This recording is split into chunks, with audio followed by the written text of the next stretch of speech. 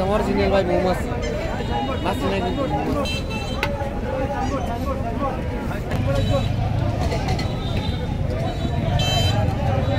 এটা একটা জিলাপির স্তূপ। এই স্তূপের মধ্যে দেখেন মৌমাছি আসছে, কারণ কি জানেন? এর কারণ বলতে পারবেন?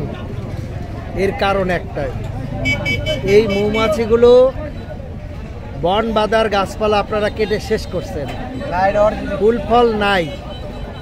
এখন তাদের যে রস, এই মিষ্টি রস সংগ্রহ করার জন্য তারা কিন্তু এই জিলাপিতে বসছে। এটা কিন্তু প্রকৃতির জন্য শুভ নয়।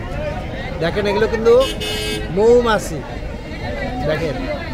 আর এই চিনির রসটা সংগ্রহ করে তারা যেই মধুটা চিনি না মনে করবে, গুড় হোক চিনি হোক একই উপাদান, না গুড় আলাদা, একই উপাদান।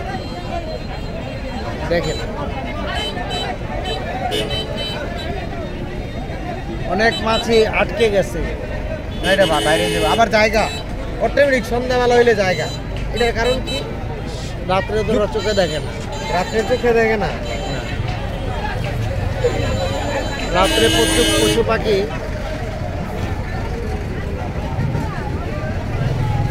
এই টাইমে হইলে মৌমাছি বইরা জায়গা। গরমকালে আসে না, শীতকালে আসে। কারণ হ্যাঁ গরমকালে পাওয়া যায় না, একটাও পাওয়া যায় না গরমকালে। শীতের দিনে আসে কেন?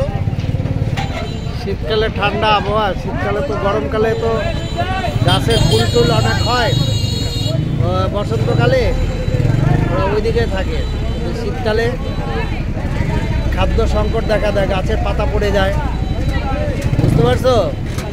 গাছের যে পাতা পড়ে যায়, মৌমাছি পাতার থেকে পাতা যেখানে থাকে সেখানে ফুল দেয়, যখন ফুল পাতা পড়ে যায় ফুল থাকে না।